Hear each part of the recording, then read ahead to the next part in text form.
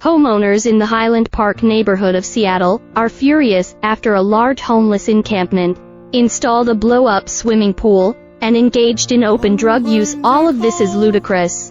Herb Egg, a man who lives in a senior apartment across from the encampment, said these people come in and totally trash the place.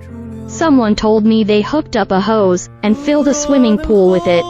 Footage obtained by KOMO News shows one woman sitting on a couch next to the large inflatable pool and smoking what appears to be fentanyl.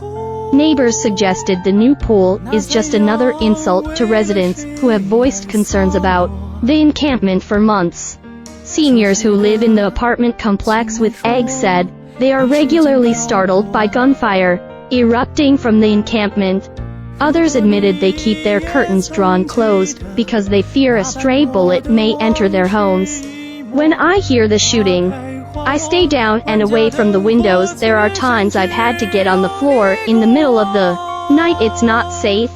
Cheryl Gallier told KOMO News, I never dreamed I would have to worry about things like this when I was 72.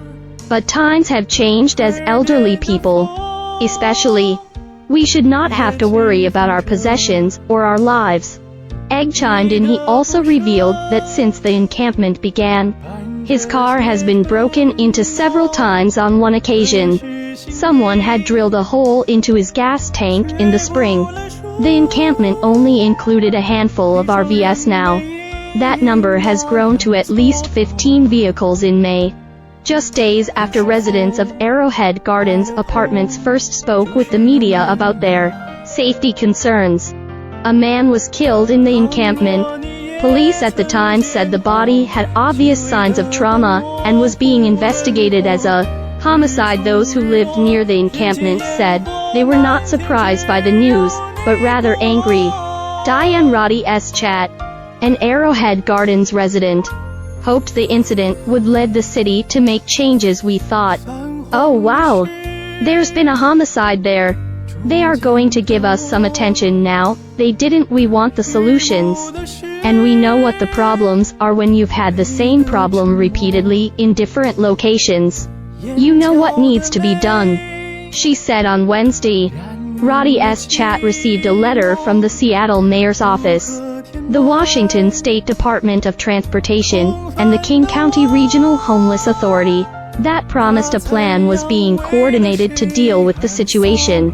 We recognize that this has been a long and often frustrating process for residents at Arrowhead Gardens, and we are pleased that we are moving closer to a site resolution.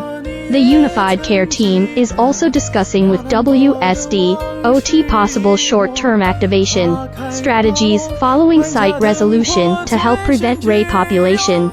The letter said in part last month, the Seattle City Council failed to pass legislation that would have allowed the city attorney's office to prosecute public drug use cases as a misdemeanor. The bill died in a 5-4 vote.